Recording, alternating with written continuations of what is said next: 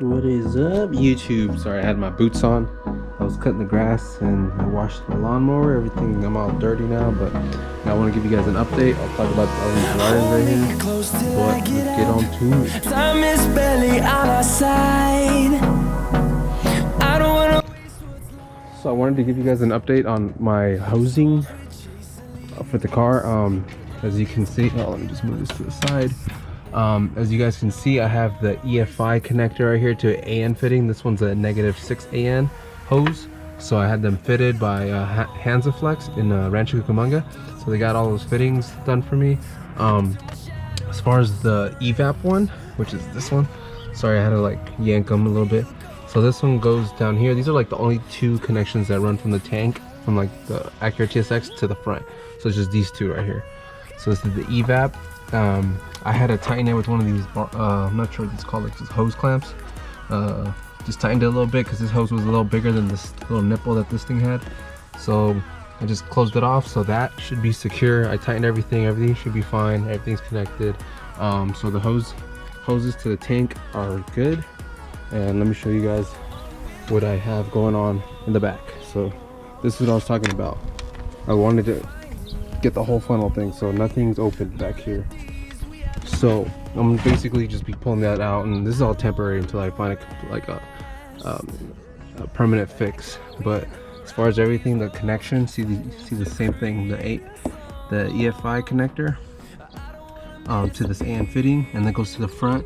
The emissions box is right there, so everything's going to be wired up. I already pulled off the wirings that you guys seen earlier, so I just gotta separate everything and make sure everything's connected where it's supposed to go. And the hoses are running through that access port on the original gas tank. I'm gonna leave that open for now, but I will eventually try to migrate back into my OEM tank, so I can not carry this big hose tank in the trunk. But yeah, just wanted to give you guys a quick update. The next problem, let's go to the wiring.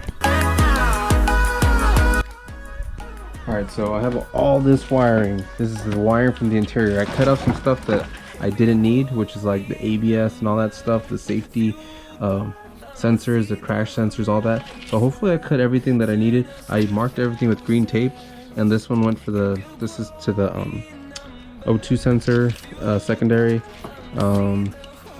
There's some stuff in here that I still have to like splice into and make sure that I didn't cut the part of the harness inside of the TSX off. But for the most part, it looks like everything's going to be pretty straightforward from here.